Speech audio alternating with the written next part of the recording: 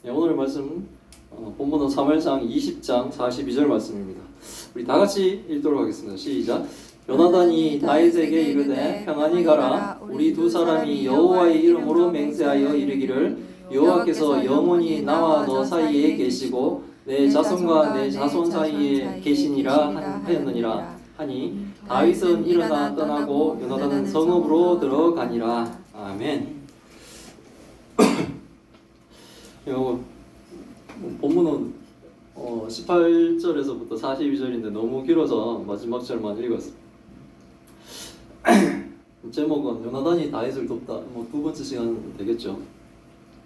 이 사무엘상을 설화체라고 합니다. 뭐냐면 이야기 형식을 통해 우리에게 하나님 뜻을 전하시고 있는 그 방법이 설화체예요. 편지글도 있고요. 서신체라고 하기도 하고 강화체라기도 하고 여러 가지 하는데 설화체는 이야기식이죠. 지금 사무엘상이 이야기식이죠. 본문이 길어도 이야기식이기 때문에 내용이 우리가 이해하는데 어렵지도 않고 그렇게 받아들이기에 부담도 없습니다. 우리가 이 본문 앞에서는 요나단이 하나님이 선택하신 이 다윗이 앞으로 왕이 될 것을 요나단은 확신을 하죠. 자기가 왕자죠. 아버지가 왕이고 다음은 뭡니까? 자기가 왕이 되는 거죠. 그런데도 불구하고 요나단은 지금 하나님 택한 다윗이 왕이 될 것을 확신하고 있습니다. 그래서 하나님이 다윗의 대적을 이 지면에서 끊을 때, 세상에서 이제 하나님이 다윗에게 대적하는 자들 다 끊을 때에도 자신을 죽이지 말고 자신의 집에 인자함을 영원히 베풀어 달라고 단 거죠. 이거 뭐냐면 자기 후손들을 다윗이 왕이 되더라도 죽이지 말라는 거예요. 이전의 왕조죠. 그 왕조를 사실은 뭡니까? 싹 다 죽이죠. 옛날에 조선에 개국할 때 이성계가 왕이 됐을 때 왕씨를 한목에 다 죽여버렸죠. 배 타고 가는 걸 이방원이가 그랬는지 배기창을 뚫어서 사람들을 다 죽였죠. 그리고 또 지금 또 뭡니까? 드라마 어제 잠깐 나오는 거 보고 하면 자기 동생이 그 세자리 자리에 있고 하니까 나중에 이방원이 싹 다 죽이죠. 자기 형도 죽이죠. 자기 처가집도 다 죽이죠. 자기 차남들도 다 죽이죠. 자기 그 사돈 되는 사람도 죽이죠. 세종대왕의 장인어른도 죽이죠. 죽이고 그 집안을 노비로 다 보내버리고 정말 이 왕권이라는 게 뭔지 참으로 피도 눈물도 없는 것 같던데 요나단은 뭡니까? 인정해버리는 거예요. 하나님이 택한 자 다윗이 왕이 될 것이다 라는 걸 확신하고 오히려 다윗에게 지금 아버지가 죽이려고 하기 때문에 그 나라의 이스라엘의 왕이 죽이려고 하기 때문에 목숨이 경각에 달려있는 이 다윗임에도 불구하고 오히려 다윗에게 부탁을 하죠. 나와 나의 목숨과 내 자손들의 목숨을 보존해달라 이런 얘기를 할 정도로 뭡니까? 요나단은 하나님의 뜻에 순종하고 하나님을 믿은 거예요. 그래서 하나님의 사람 요나단은 하나님이 다윗을 지켜주시고 보호하시고 승리하게 해주실 것이다 라는 것을 확신하면 비록 지금은 힘든 상황에 처해져 있는 다윗이지만 다윗을 어떻게 도울지를 이제 가르쳐 줍니다. 내가 어떻게 할 것인가 얘기해 주죠. 그게 뭐냐? 내일이 이제 초하루라는 거예요. 초하루 절기가 되면 다윗이 식사 자리에 나와야 되는데 만약에 나오지 않으면 사울왕이 왜 다윗이 나오지 않았냐고 요나단에게 자세히 물을 것이라는 겁니다. 이런 일이 벌어질 때 다윗 너는 사흘 동안 숨어 있다가 지금 우리가 이렇게 약속하고 있는 그곳에 있는 에셀 바위 곁에 있으라는 거예요. 에셀이 출발이라는 의미를 가지고 있는 단어이기 때문에 아마도 다윗의 인생은 이제 새로운 인생이 출발하는 곳으로 아마 의미가 있는 것 같아요. 그래서 그 출발이라는 의미, 에셀 바위의 곁에 있으면 요나단이 관역에다 활을 쏘는 것 같이 활셋을 그 바위에다가 쏘겠다는 것이고. 그러면 자기가 부리는 그 아이를 보내어 화살을 찾아오라 라고 이제 명령을 할 건데 그 아이가 화살을 찾을 때 내 쪽에 있으니 가져오라 이렇게 얘기하면 다윗이 돌아와도 사울이 죽이지 않을 것이기 때문에 괜찮다라는 신호로 받으라는 거예요. 요나단은 다윗을 속이는 것이 아님을 하나님께 맹세합니다. 자기가 함정을 파고 사울이 다윗을 죽이려고 하는데도 불구하고 다윗아 돌아오라 라고 괜찮다라고 해가지고 다윗을 죽여 자신이 왕되는 길을 열려고 하는 그런 게 아니라는 것을 하나님께 맹세하면서 자신은 뭡니까? 정직하게 다윗을 돕겠다라고 하는 거예요. 그런데 만일 화살을 찾으러 보낸 아이에게 너의 앞쪽에 있다 말하면 그것은 뭡니까? 다윗 보고 도망가라는 얘기랍니다. 다윗 보고 떠나라는 신호라는 거예요. 다윗이 떠난다는 것은 뭡니까? 하나님이 다윗을 보낸다는 뜻이. 비록 다윗을 사울이 죽이려고 하기 때문에 떠나는 것이지만 하나님이 다윗과 함께 하시며 하나님이 다윗을 인도해 주실 것이라는 것을 요나단은 확신을 하고 있어요. 지금 다윗이 비록 아버지가 죽이려고 해서 이제 친한 친구와의 이별 막 이렇게 되지만 다윗은 뭡니까? 하나님이 분명히 요나단은 하나님이 분명히 다윗과 함께 하실 것을 확신하고 있는 거예요. 그 또한 그것을 기원까지 해줍니다. 여호와께서 너를 보내셨다.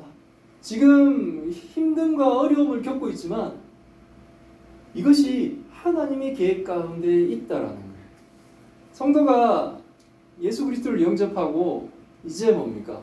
여기서 우리가 막 예수 그리스도를 영접하고 바로 하나님 나라에 들어가면 정말 좋겠지만 우리는 또 뭡니까? 성화의 여정을 걸어가야 돼요. 뭐냐면 이제 예수를 믿고 하나님 나라에 갈 때까지 이 삶의 여정이 있어요. 이 삶의 여정이 이렇게 굴곡질 수가 있거든요. 우리의 목표점인 하나님 나라로는 우리는 계속 가겠지만 그리고 마지막에 하나님 나라에 들어가겠지만 인생의 삶을 우리는 살아야 돼요. 이 불공정한 세상 가운데서 그리고 불신자들의 삶들 가운데서도 우리가 살아야 되는 거예요. 그때 이런 굴곡진 부분들이 있을 거예요. 지금 너무나 억울하게 도망을 가야 되는 자기의 집을 떠나야 되는 그리고 언제 자신을 죽이러 올지 사람들이 죽이러 올지 늘 초조하고 이렇게 하는 도망자의 삶을 살아야 되는 억울한 이런 상황들도 있지만 그 모든 과정이 다 하나님이 함께 하시며 하나님이 뜻 가운데 그런 어려운 가운데 성장하며 정말 하나님이 세우신 위대한 왕으로서의 그 역할을 충분히 감당할 수 있는 다윗이 되기 위해 하나님이 그렇게 하셨음을 믿고 있어요. 우리도 그 믿음이 있어요. 하나님이 우리와 함께 하시고 하나님은 우리를 하나님 나라에 들어가게 하기 위해 우리로 하여금 연단의 시간도 있고 또한 뭡니까? 영광의 시간도 있고 슬픔과 눈물의 시간도 있고 또 기쁨과 희망의 시간 그런 상황 가운데로 우리는 뭡니까? 이렇게 굴곡진 인생의 삶들을 살아갈 거예요. 하지만 뭡니까? 하나님을 바라보고 완전히 불신자처럼 절망하거나 완전히 불신자처럼 교만하거나 그런 삶이 아닌 우리는 뭡니까? 하나님과 함께 그 뭡니까? 넘실넘실대는 그 파도를 인생의 파도를 타고 넘어가야 됩니다. 하나님을 믿음으로 뭡니까? 또한 요동치는 세상 가운데서도 우리는 뭡니까? 희망을 가지고 삶을 중심을 또 새롭게 잡아갈 지금 강원도에는 그 축구장 10,000개가 넘는 그 자연재해가 벌어졌죠. 너무나 억울하지 않습니까? 어떤 사람은 거기 평생을 살아왔는 자기의 농토와 그리고 수고해서 이제 곧 수확을 앞두는 농작물도 있을 거고 집 다 타고 이런 상황들이 너무나 억울하잖아요. 어떤 한 악인에 의해 가지고 저질러진 산불로. 하지만 어려운 상황 가운데서도 희망을 잃지 않으면 하나님 주의 백성을 반드시 지켜주신다는 그 믿음을 가지고 희망들을 좀 가지셨으면 좋겠어요. 아주 무슨 불바다 무슨 해외 토픽에 나오는 것처럼 참 힘든 시간들을 우리 지금 겪고 있습니다. 전염병도 그렇고 산불도 그렇고 또 멀리 다른 나라의 이 전쟁 때문에 또 경제적인 위협도 우리에게 또 오고 있습니다. 하지만 뭡니까? 하나님이 함께 하신다.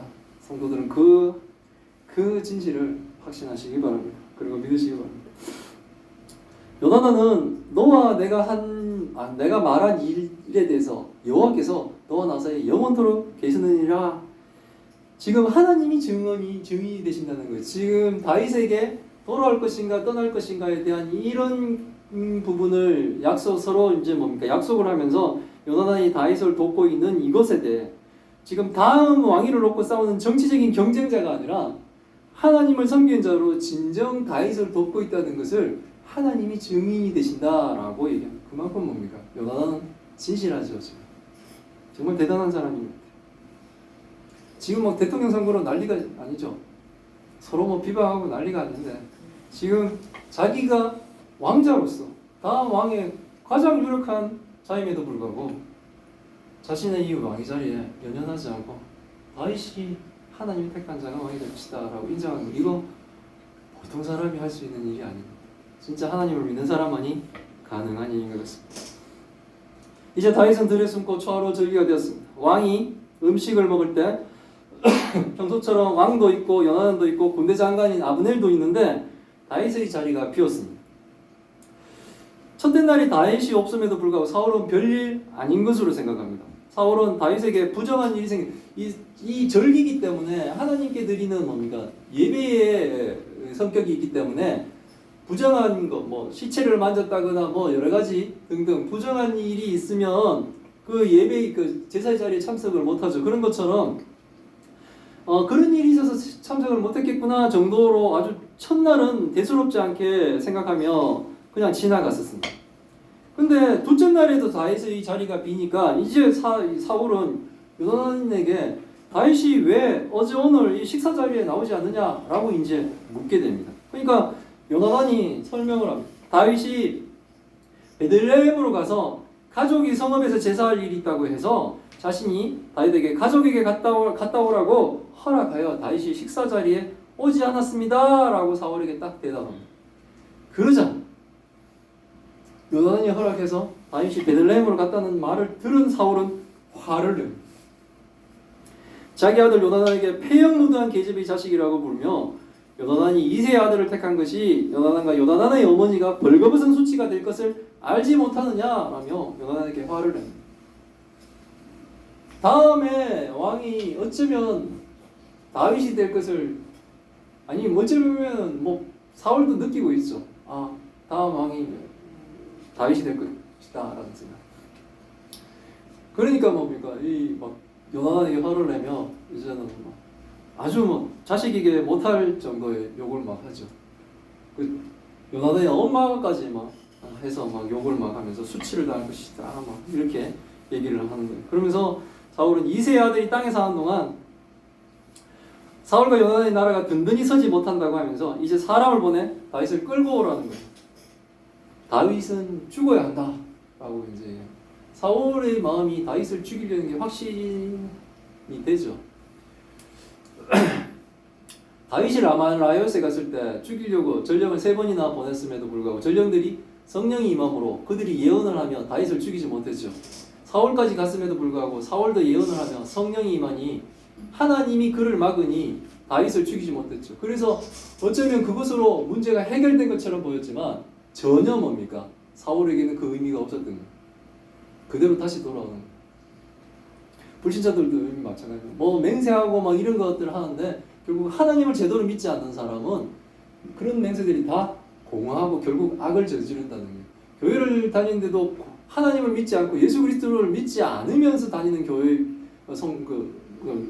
다니는 사람들은 하나님의 뜻, 하나님 앞에 이 소원, 이 모든 것들이 사실은 그들에게는 의미가 없어요. 왜? 안 믿으니까요. 불신자들은 안 믿기 때문에 아무 의미가 없습니다. 하나님과의 관계에서. 그들은 결국 심판을 받게 되는 거예요. 지금 사울이 그런 거예요. 죽이겠다는 거예요.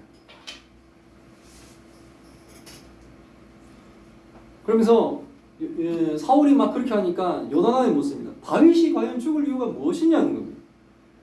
다윗이 무엇을 했기 때문에, 무슨 이유로, 뭐 어떤 행동을 했기 때문에 다윗이 죽어야 되느냐라고 요나단이 묻습니다. 그러니까 사울은 뭡니까? 자기 아들한테까지 창을 던져요. 요나단에게 단창을 던져 죽이려고 하는 거예요. 요나단이 이제 확신합니다. 아, 정말로 아버지 사울이 다윗을 죽이기로 결심했구나라는 것을 확실하게 됩니다. 요나단까지 죽이려고 하니까. 요나단도 사울에게 크게 낙심하여 크게 화를 내면서 식사 자리를 떠나게 됩니다. 얼마나 속상했는지 그 둘째 날에는 요나단은 먹지도 않습니다. 아버지가 다윗을 죽이려고 하니까 다윗을 생각하니 슬프죠. 자신의 가장 친한 친구, 가장 믿음의 동력자로서 함께 하나님 나라에 대한 꿈을 꿨을 이 요나단이 이제는 뭡니까? 아버지가 다윗을 죽이려고 하는 것이 확실하니 자기의 친구 다윗과 요나단은 함께 할 수 없는 그런 생각을 하니 슬프죠. 그리고 뭡니까? 앞으로 도망자가 돼서 도망다닐 다윗을 생각하면 마음이 아픈 거예요. 그냥 하루 종일 뭡니까? 먹지도 않습니다. 이제 모든 것이 분명해졌습니다. 요나단은 다윗과 약속한 것을 실천합니다. 사울이 다윗을 죽이려 한다는 것을 알리는 거죠. 그래서 그렇게 약속을 했지 않습니까? 그래서 아침에 요나단이 다 아이를 데리고 이제 화살을 챙겨가지고 다윗과 약속한 시간에 들러 나갑니다. 아이에게 자기가 쏜 화살을 찾으라고 하고 아이가 달려갈 때 아이 머리 위로 화살을 쏩니다. 아까 에셀바에 있는 쪽으로 쏘았겠죠. 아이가 요나단이 쏜 화살이 있는 곳에 이를 쯤에 요나단은 아이 뒤에서 화살이 내 앞쪽에 있다고 하고 아이 뒤에서 지체 말고 빨리 달려가라고 합니다. 상황이 긴급한 상황인 거예요. 지체 말고 달려가라. 다윗아 도망가라 이 얘기하는 거예요. 지금 아이 보고 달려가라 그랬지만 아이가 화살을 주어 요나단에게 왔으나 아이는 이것이 요나단이 다윗에게 달아나라고 말한다는 것을 아이는 눈치 못 채죠. 요나단은 그 아이에게 자신의 무기를 주고 이것을 가지고 성읍으로 돌아가라고 합니다.